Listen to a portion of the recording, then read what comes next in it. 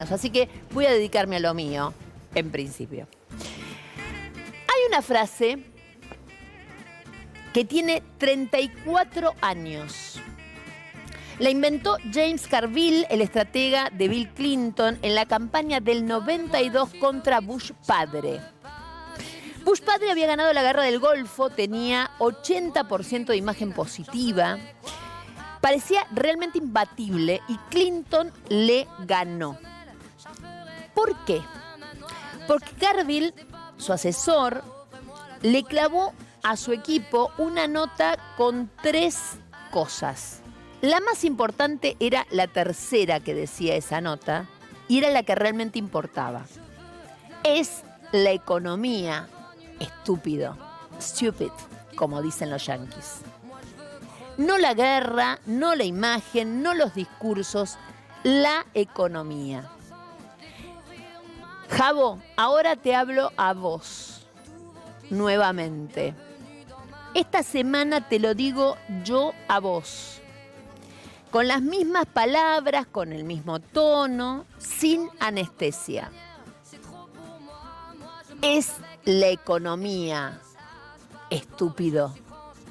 Es la economía. No es Adorni. No es la oposición destituyente, no es la guerra, no es Trump, no son los cantos de sirena, este es el último invento. No es que la gente no te entiende, no es que sos demasiado presidente para este país, ¿te acordás que algo así había dicho Macri en su momento? Es la economía y la economía no está funcionando, Javo. No está funcionando. Empecemos por el discurso de AmCham, porque lo vi, no solo lo vi, después lo leí absolutamente entero, todo, las 10 páginas. Y hay algo que me llamó la atención más que cualquier número. Milei se comparó en ese discurso con Ulises. Ulises atado al mástil para no escuchar los cantos de sirena. Lo dijo en varias oportunidades. Hermosa imagen, realmente. Mírala. El problema es que él la leyó al revés. La leyó al revés.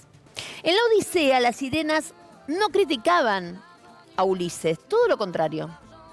Las sirenas lo halagaban, le prometían gloria, conocimiento, grandeza, le decían exactamente lo que él quería escuchar. Por eso eran peligrosas.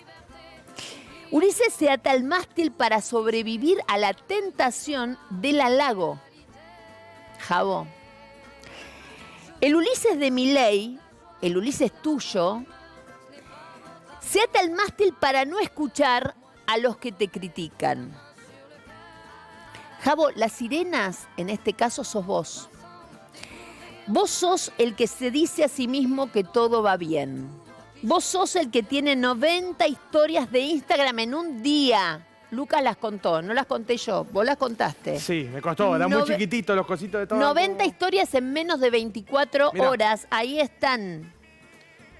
Explicándole al mundo que tenés razón, cuando el mundo te dice que algo está fallando.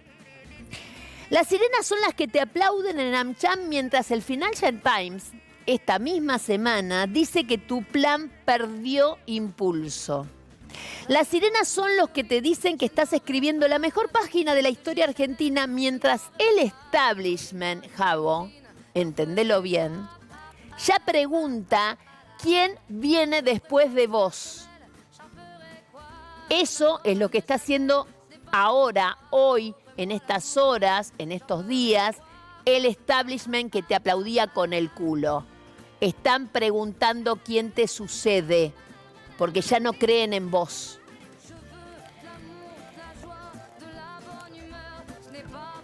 Ulises se ata al mástil para sobrevivir al halago.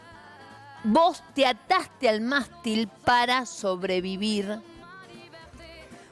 a la verdad. Y esa frase del final, en ese mismo discurso de AmCham, si no nos acompañan, nos volvemos a casa. Miremosla. La la moral como política de Estado dice que nosotros no nos vamos a apartar de ninguna manera de los valores judeocristianos y vamos a atarnos al palo, digamos, del barco, porque no vamos a escuchar los cantos de la sirena. Vamos a escribir la mejor página de la historia argentina. Nos acompañen o no nos acompañan. Si no nos acompañan, nos volvemos a casa. No pasa nada. Todos podemos volver a trabajar en el sector privado. Esa frase la escuché, la analicé y les voy a decir lo que yo sentí. Amenaza. No es una reflexión filosófica, no es humildad republicana lo que tuvo. Es lo mismo que hizo Macri, recuerdan, cuando perdió las PASO del 2019. El mismo gesto del líder cuando los números no le dan y en vez de buscar las causas en sus propias decisiones, la proyecta afuera en la gente que no lo entiende, en la oposición que lo ataca, en los econochantas, como dice él, que le cuestionan el plan. Pero esta sensación de amenaza, de si no me voy, que yo la percibí más allá de sus palabras centrales, más allá de que él hablaba del 27, si no lo votaban, yo dije, ¿está diciendo que se va a la casa? Se la pregunté esta semana a alguien que lo conoce bien, cómo no, Carlos Maslatón. Escuchen lo que decía Maslatón al respecto. Si bien él, es cierto, lo dice en el discurso onda, bueno, si no nos iremos a casa, si no nos votan, ¿no? Pero en el fondo, vos que lo conoces bastante más que nosotros, ¿no? Ahí no hay una especie como de amenaza. Él no sintió que la otra vez cuando Trump dijo, si no, no los ayudo, y entonces lo terminaron votando a él, empieza a insinuar una cosa de si no, me voy a mi casa, pero casi él mismo, no que alguien lo eche, que siga Chile esto, quédense ustedes, me voy a la mierda. Esa frase a la cual le presté mucha atención, sí, yo también. Vos, me parece que está indicando que está cansado del gobierno, ¿no? Y además está indicando que se quiere ir sin tener ninguna responsabilidad. Por eso yo te digo, el peor castigo que le podés hacer es mantenerlo en el poder. Pero claro. Qué lástima que no nos cruzamos más seguido, Carlos, porque te juro que yo insinué lo mismo. O sea, yo dije, paren, que esto es lo más importante de todo lo que dijo. Y después estaba acá Lucas ayer y me corregía, me dice, no, pero lo dijo que bueno, que si no lo votan se irá a su casa, que qué sé yo, sé cuándo. Y digo, no, esa frase es muy fuerte. Es una frase de alguien que se quiere retirar y quiere estar tranquilo, con los perros imaginarios o con los perros reales. Si esto fuera así, Javo, yo quiero decirte algo. No te vas a ningún lado. Hay un contrato que se llama mandato. Vence en el 2027. Hasta entonces, goberná, que es lo que te corresponde. Gobernar. Y gobernar significa hacerse cargo. No amenazar con irse si la gente no acompaña. Y ahora vamos a los números, porque los números reflejan todo esto que te estoy diciendo. Los números no mienten, aunque el gobierno quiera que miremos para otro lado, la interna, las cosas, etcétera. Dorni, que también es tema, además está a decir. La inflación de marzo, Javo, fue 3,4%. El dato más alto en un año. 10 meses consecutivos elevándose el índice de inflación. El propio Financial Times, te dije, lo publicó esta semana y lo dijo sin rodeos. El proceso de desinflación, dice el Times, está en un impasse. El economista Gabriel Camaño lo resumió así: no hay ancla, no hay metas, no hay esquema que ordene las expectativas. Me hizo acordar a Roberto Sigó, ¿te acordás? Que dijo de una manera que cualquiera puede entender, es más fácil bajar la inflación del 30 mensual al 3 que del 3 mensual al 3 anual. Y eso es lo que te está pasando. Llegaron al piso difícil y están absolutamente trabados. Absolutamente trabados.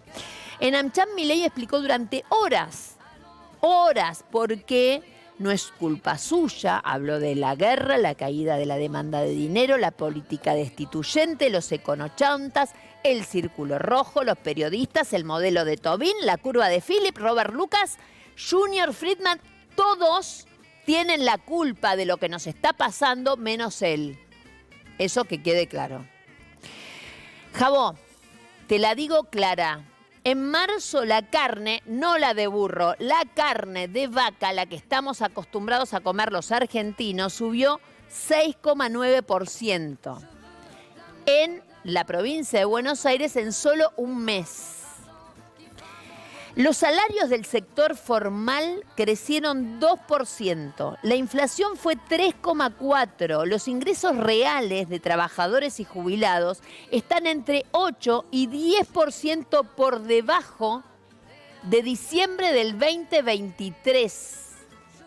Eso no lo explica ningún modelo, ahí tenés todo, esta información salió hoy, ningún modelo monetario, lo explica la milanesa con puré.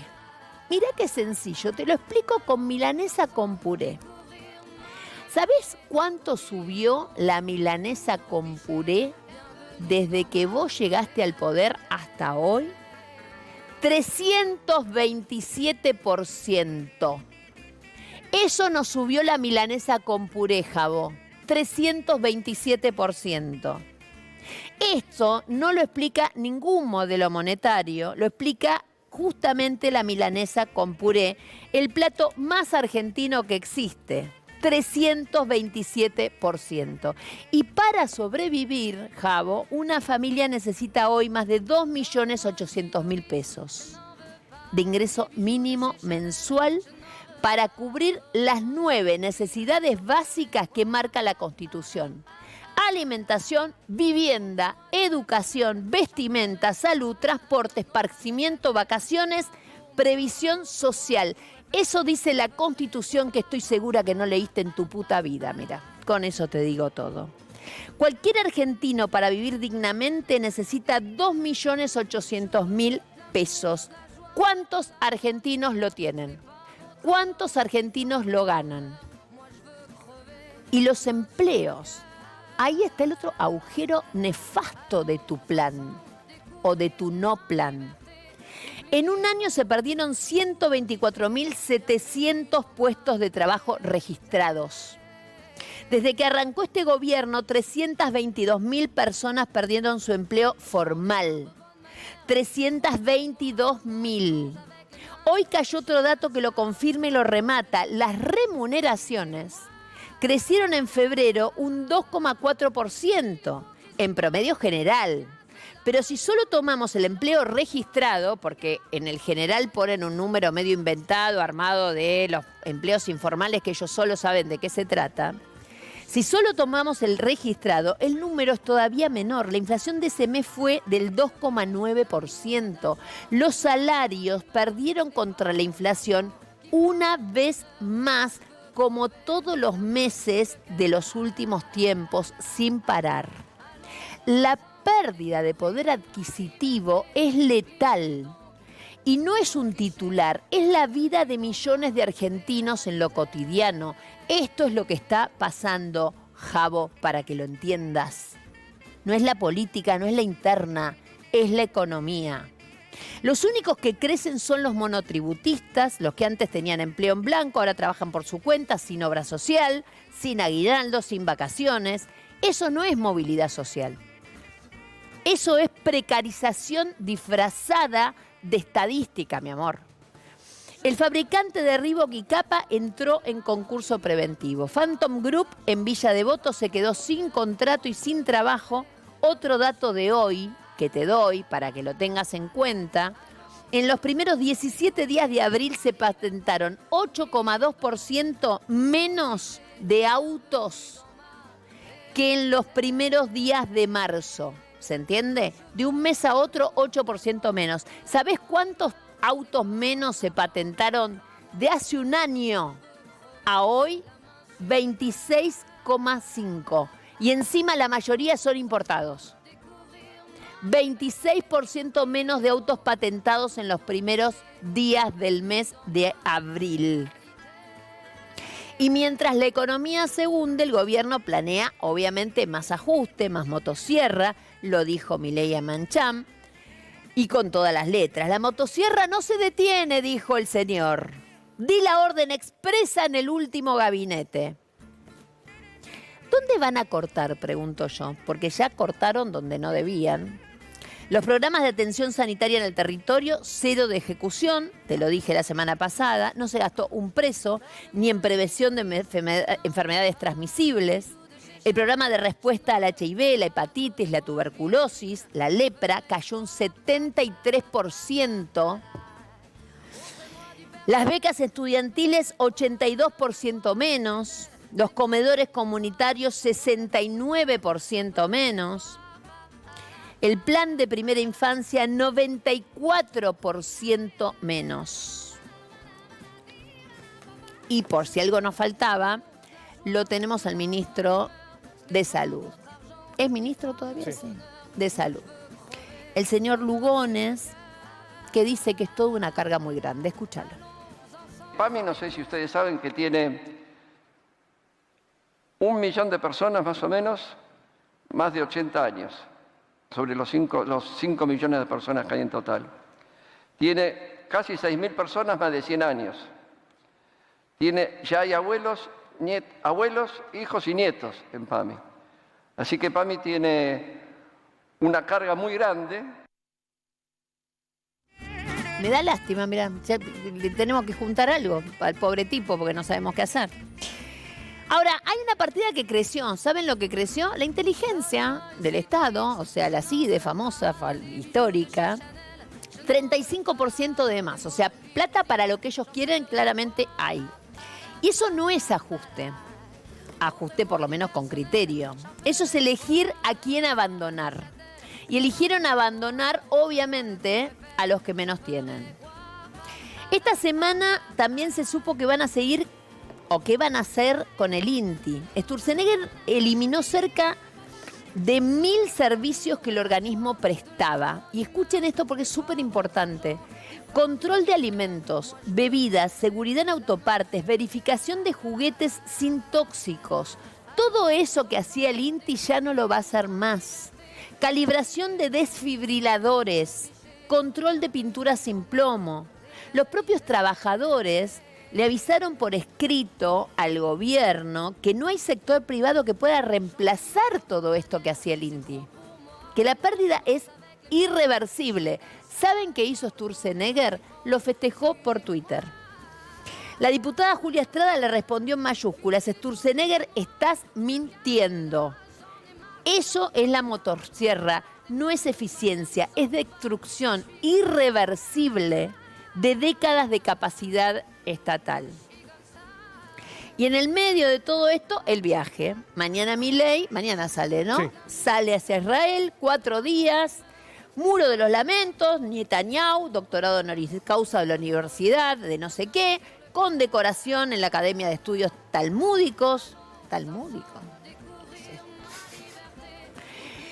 Encendido de antorchas en la ceremonia del 78 aniversario del Estado de Israel. Mientras la inflación no baja, mi amor. Vos te vas 4 días a dar vueltas por el mundo. Mientras el empleo cae, mientras las familias no llegan a fin de mes, el presidente viaja a Israel a recibir doctorados y encender antorchas. No digo que no vaya, la política exterior existe y tiene su lógica, pero que nadie nos venga a hablar de austeridad, de paciencia. Que nadie nos venga a pedir paciencia y que nadie nos diga que no hay plata, porque para algunas cosas hay plata. Siempre hay plata para lo que este gobierno considera importante. Y ni decirles a Adorni, chicos, porque lo de Adorni ya es una cosa imposible. Sigue sumando capítulos. Esta semana se supo que viajó al Yao Yao y que su familia estuvo 15 días en Orlando. Esto de Orlando yo realmente me lo enteré por el diputado Paulón. Cuenta Paulón que en el chat de mamis del colegio, la esposa de Adorni pedía los deberes para los chicos y parece que fueron muchos días. Escuchen a Paulón cómo lo cuenta. Hola Nancy, ¿cómo andás? Buen día. Mirá, nosotros tenemos la información de un viaje a Orlando. que no habrían viajado juntos, o sea, viajó Betina con los nenes. Hay una duda ahí si lo hicieron coincidir con un viaje, ese dato nos falta, si lo hicieron coincidir con alguno de los viajes de Milei a Estados Unidos que lo acompañó a Dorni y él aprovechó y se quedó por el tema migraciones, para no hacer migraciones con la familia. Pero los chicos con ella sí, de hecho en el chat de mamis había bastantes reclamos como de cuántas ausencias los chicos, ella pidiendo la tarea, así que sí, hay... Eso es lo que un viaje a Orlando, que es Disney, está en la causa. Está en la causa. Yo había escuchado, ¿vos escuchaste algo de esto, Lucas? De Orlando no sabía nada, no. Bueno, o sea, yo había escuchado de todos los viajes anteriores, lo escuché el otro día a Pablo Duda, lo llamé al diputado y dije, mirá lo que es esto. Digo, tenemos otro más. Yao Yao, Disney. No tenemos... La verdad, pobre chico que no habían ido de vacaciones a ningún lado, se habían ido a todos lados. Al final, no hablo de los chicos pobres porque no tienen absolutamente nada que ver. Se mostraron esta semana las imágenes delante y después del departamento, chicos también. O sea, ya realmente no sé cómo van a explicar nada. Y obviamente el biógrafo, ahí tenés el antes y el después. El biógrafo presidencial Nicolás Márquez ya pidió su renuncia. ¿Acaso un argentino de bien puede tener por jefe político directo mitómano público? Dijo Márquez, que esto también hay que decirlo, lo dijo 24 horas después de haber estado en la Quinta de Olivos con el presidente. Y ahí vienen las dudas de quién lo dice, quién no lo dice, quién manda a decir. Claramente, Adorni tiene plazo fijo, por más que esté buscando con fuegos de artificio lo que vaya a ser el 29, ¿no? 29. 29, el Día del Animal, justo, mira vos. Mira. Coincidencia.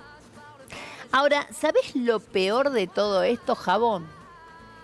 Vos fuiste el niño mimado del establishment. Y el establishment ya no cree más en tu reelección.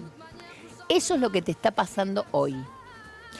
La imagen de Milei cayó 13 puntos desde enero. Está en 35% de positiva. Axel Kicillof, que está en una gira presidencialista por Europa, por España, lo supera con 44. Miriam Bregman también lo supera. Cristina Kirchner, desde la prisión domiciliaria, lo supera con 39 de imagen positiva. En intención de voto, el peronismo en esta última semana empató 32-31. En enero, Milei ganaba por 9 puntos. En 4 meses, esa ventaja se evaporó. Por eso saltan los libertarios, obviamente. Las reuniones del Círculo Rojo ya no preguntan cómo le va a ir a Milei. Preguntan quién viene después. Y lo están buscando. Y el propio Caputo le dijo a sus colegas de gabinete, hice todo lo que podía hacer, ya no depende de la gestión económica, depende de la situación política. Es decir, Caputo le echa la culpa a Karina, Karina le echa la culpa a Santiago Caputo le echa la culpa a todos y Milei se ata el mástil, señores. Se ata el mástil, cual Ulises, de más está decir. Esta semana, para terminar, también vi algo que me dio esperanza, que me dio señales. El alcalde de Nueva York tomó una decisión, porque obviamente siempre termino diciendo, hay maneras de hacer las cosas distintas. Le sube los impuestos a los ricos para financiar servicios para los que menos tienen. Así lo decía. When I ran for mayor, I said I was going to tax the rich. Well, today, we're taxing the rich. I'm thrilled to announce we've secured a pied-à-terre tax, the first in New York's history. This is an annual fee on luxury properties worth more than $5 million, whose owners do not live full-time in the city. Like for this penthouse, which hedge fund CEO Ken Griffin bought for $238 million. This pied-à-terre tax is specifically designed for the richest of the rich, those who store their wealth in New York City real estate, but who don't actually live here. But even so, they're able to reap the huge financial rewards of owning property in, dare I say, the greatest city in the world. And most of the time, these units are sitting empty, since again, they don't actually live here. This is a fundamentally unfair system that hurts working New Yorkers. Now, it's coming to an end. Simple, directo, sin vueltas, sin modelos de Tobin, sin curvas de Philip, como nombraste, sin 90 historias de Instagram. Hay plata, siempre hay plata. La pregunta es, ¿a quién le sacás y a quién le das? Esa es la pregunta. Milei decidió sacarle a los comedores y darle a la inteligencia del Estado. Esa es una decisión política, no es una ley de la naturaleza ni del mercado, no es la teoría económica, es una elección moral. Es una elección moral. Y de más está decir, y esto te lo digo a vos, que nosotros podemos elegir diferente. Javo, en el AmCham citaste a Ulises. En Instagram te sacaste una foto atado al mástil, muy bien, muy literario, muy épico. Pero Ulises llegó a Ítaca, llegó con sus hombres, llegó con un plan, llegó habiendo tomado decisiones difíciles y haciéndose cargo de ellas.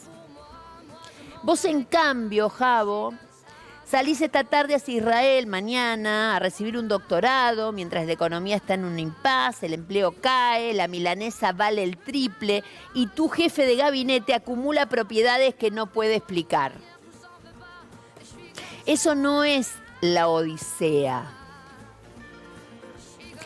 Eso es otra cosa. Escúchalo en inglés, quizás te entra mejor. Mirá. Stay focused. Talk about things that matter to people. You know? It's the economy, stupid. Okay? Es la economía. Estúpido. Y hablando de economía, tenemos, por suerte, y para hablar un minutito, porque tiene un montón de información para darnos y para analizar en conjunto, obviamente, a Julia Estrada, economista, pero además, obviamente, diputada. Tenemos, ¿qué tal, Julia? ¿Cómo estás? Buenas noches, gracias por estar con nosotros. Hola, Nancy, ¿cómo estás? Muy bien.